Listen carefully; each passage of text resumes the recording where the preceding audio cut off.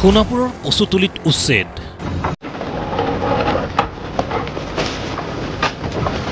বেদখলত চলিল প্ৰশাসনৰ বুলডোজাৰ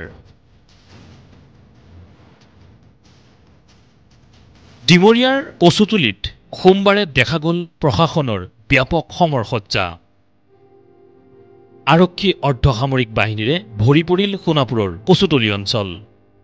দীৰ্ঘদিনৰে পৰা একাংশ লোকে জনজাতীয় আবেষ্টনীৰ ভূমি বেদখলেৰে ঘৰদুৱাৰ সাজি বসতি স্থাপন কৰাক লৈ সৰব কামৰূপ মহানগৰ জিলা প্ৰশাসন বিশাল সমৰসজ্জাৰে আৰক্ষী অৰ্ধসামৰিক বাহিনীলৈ এফালৰ পৰা ভাঙি গ'ল বাসগৃহসমূহ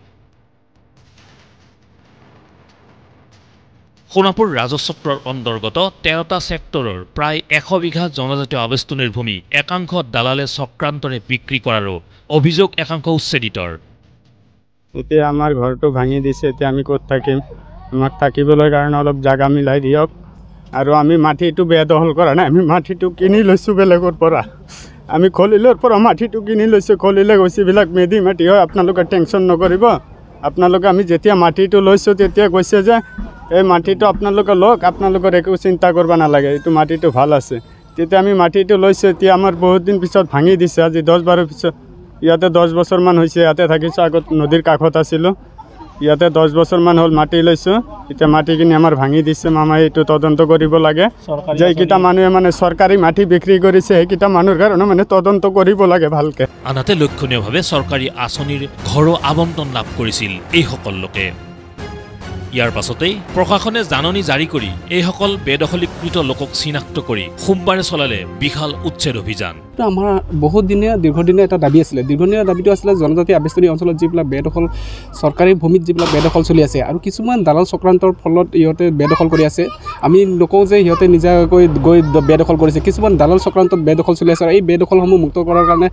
সদৌ অসম ট্ৰাইবেল সংঘ আৰু চিচিটোৱা তৰফৰ পৰা বহুত আবেদন কৰা হৈছিলে দীৰ্ঘদিনীয়া দাবী আছিলে আৰু এই দাবীৰ ফলত অসম চৰকাৰে সন্মান জনাই আজি উচ্ছেদ অভিযান চলাইছে হয় আমি এটা কথা দুখ অনুভৱ কৰিছোঁ যিবিলাক চৰকাৰী ভূমিত জনজাতি আবেষ্টনী অঞ্চলত যিবিলাক চৰকাৰী ভূমিত বেদখল চলি আছে আৰু এই বেদখলত চৰকাৰী গৃহ পাইছে তাতকৈ আৰু দুৰ্ভাগ্য আৰু তাতকৈ মানে ভয়ানক কি হ'ব পাৰে ইয়াত পঞ্চায়তৰ গাফিলতি আছে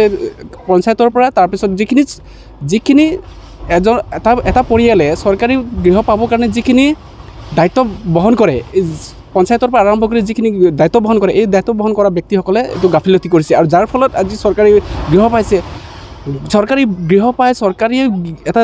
ঘৰ নিৰ্মাণ কৰি আৰু চৰকাৰী এটা তাক মানে উচ্ছেদ কৰিব লগা হৈছে ইয়াতকৈ আৰু দুৰ্ভাগ্য আৰু ইয়াতকৈ ভয়ানক কি কথা থাকিব পাৰে উল্লেখ্য যে ডিমৰিয়াৰ এটি দালাল চক্ৰই এই চৰকাৰী ভূমিসমূহ ভুৱা ম্যাদী দেখুৱাই বিক্ৰী কৰাৰো অভিযোগ একাংশ ৰাইজৰ সেয়েহে তেওঁলোকে লাভ কৰিছিল বিভিন্ন চৰকাৰী আঁচনিও কিন্তু ইয়াতে প্ৰথমতে যেতিয়া আমি সেইটো মাটিবিলাক ক্ৰয় কৰিছিলোঁ হয়তো আমিতো ডাইৰেক্টলি আহিতো মাটিখিনি ল'ব পৰা নাই কাৰোবাৰ পৰা লৈছোঁ মাটিখিনি হয়তো আজি ক'ব লাগিব তৃতীয় পক্ষ মাটিখিনি বিক্ৰী কৰিছে কৰাৰ বিনিময়ে হয়তো মাটিখিনি আমি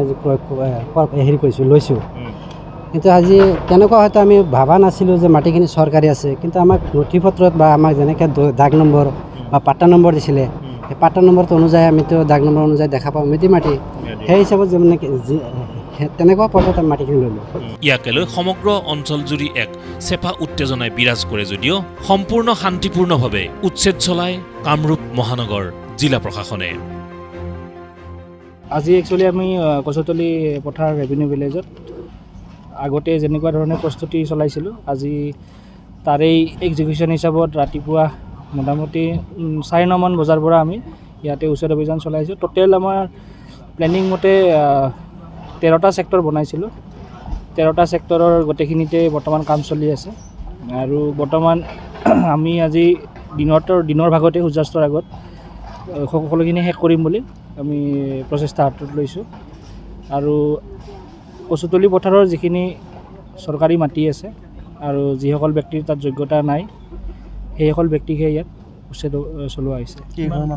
কিমান গোটেই ছেক্টৰৰ লগালে টেণ্টেটিভ ফিগাৰ এটা কৈছোঁ মোটামুটি শতাধিক মানে পৰিয়াল ইয়াত হ'ব উচ্ছেদ হ'ব